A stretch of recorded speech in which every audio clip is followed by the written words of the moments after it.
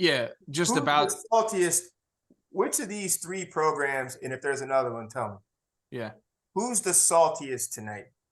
Michigan, who gave away, and I don't want to disrespect TCU, but so many questionable tactical decisions, so many plays left on the field.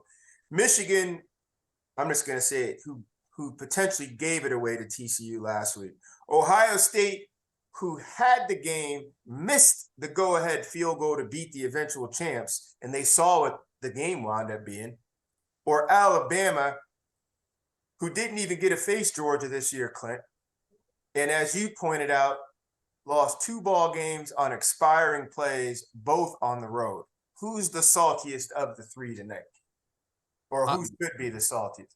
In my opinion, it's Ohio State, just because of the situation. And I'm going to try to take what happened tonight out of it, because again, I agree with you, Clint. I think this was one of those outliers in terms of an ultimate result for a lot of reasons. You highlighted a lot in terms of why TCU belonged. And I just think Georgia came out and played. It was a game with a team that had been there, done that, and another team that was a deer in headlights all night long. But I think Ohio State, having taken this Georgia team to the wire, and then the way that they came out here and played against TCU, I think Ohio State would have came out with the same type of fire and prepared. I don't think it would have been this type of result, but I do think that it would have favored Ohio State similarly to how it favored Georgia, at least pregame. So if I'm sitting there at home, Ohio State, especially because of how they lost to Michigan, and especially how well they played against this Georgia team, I think Ohio State's probably the ones that are sitting there biting themselves. But at the same token, I also think that gives Ohio State a little bit more heading into this offseason as well. I think Michigan has a little bit that they got to overcome.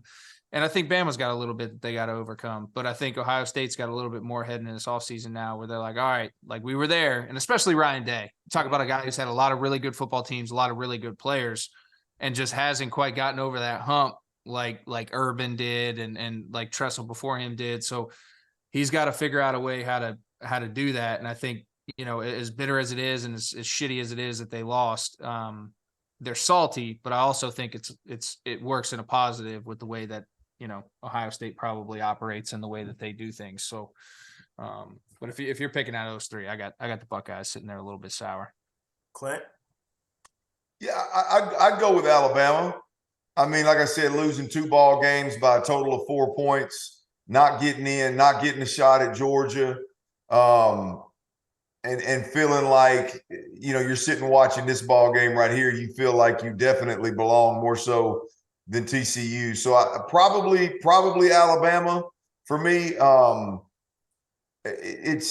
But I mean, look, you could pick. I mean, you're not wrong if you pick any of them. I would just ride with Alabama, given the fact that how this national championship game turned out, and how, I feel like when here's the deal is, I mean, here's how I prefer to look at this thing. Like, I think when you look at how it all unfolded, right, I think it was a pretty damn good outcome. You look at Michigan blew the doors off Ohio State. Don't need to get off in the weeds and how it happened. Just it's simple. It happened, right? TCU turns around and beats Michigan. Again, don't need to get off in the weeds. It happened, right? Ohio State comes back and plays Georgia. Should have beat Georgia. Missed a field goal that looked like I was kicking the son of a bitch. But if you make that, then all of a sudden we've got a round robin game of who's your best team. Correct. Now it's tonight, Spider-Man meme. Right. Tonight muddies the waters big time because, team got skull drugged. But really, in all these different head-to-head matchups, did a pretty good job of getting teams in there. Yeah, they did. And that's why when we do move to a 12-team playoff, as this is brought to you by Field of 12, College Football After Dark, it is going to be interesting to watch a team try to make a run, a 4-game run. That's what it's going to take.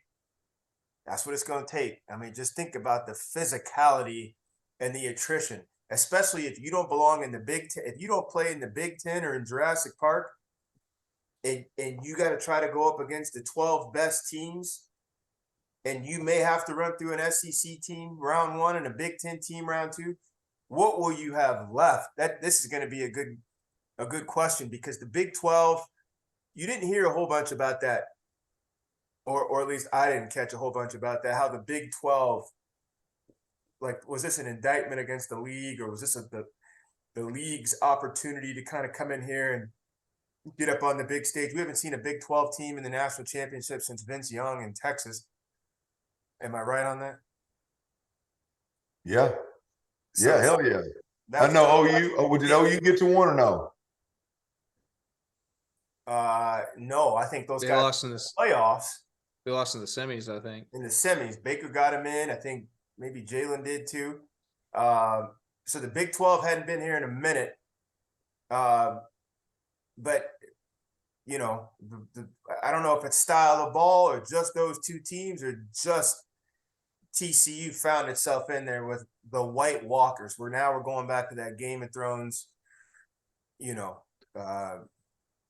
Well, I mean, Analogy, yeah. look, G. I mean, here's the deal. I mean, here's what I think we can surmise. Right? Is at the end of the day, if an air raid team is going to win a national championship, they are going to have the elite of the elitists. It's going to have to be Caleb Williams and two or three of the best wide receivers in all of football, with a really good dominant defense on the other side of the ball. Correct. The bottom line is, I think what's been proven since the college football playoff got there, with OU getting to the playoffs several times, with TCU getting there and making a run. Who else got there in this era is they get there and it's too much of a bloodbath for that style of football. And the And only scenario you're talking about is Joe Burrow's LSU team. But they had killers on defense. Correct. Yeah. Which was a de facto air raid, but they finished the season with the nation's #1 offensive line. They got the Joe Moore Award. They had how many guys on defense, to Hack's point, get drafted? I didn't know Joe Brady was an air raid guy. He's not, but I'm saying, when you're back there throwing it 45, 48, 50 times a game, well, maybe not air raid, but your air game leads you. How many national championship teams have we seen that with? Most have been balanced. Even Clemson was, for all the spotlight on Trevor, they were still running the ball. ETN and all the rest of these guys, they were still running the ball for 150, 200 yards. Oh, yeah. Well, those are, I mean, when you look at like Gus Malzahn and you look at Dabo Swinney, those are all the power spread systems.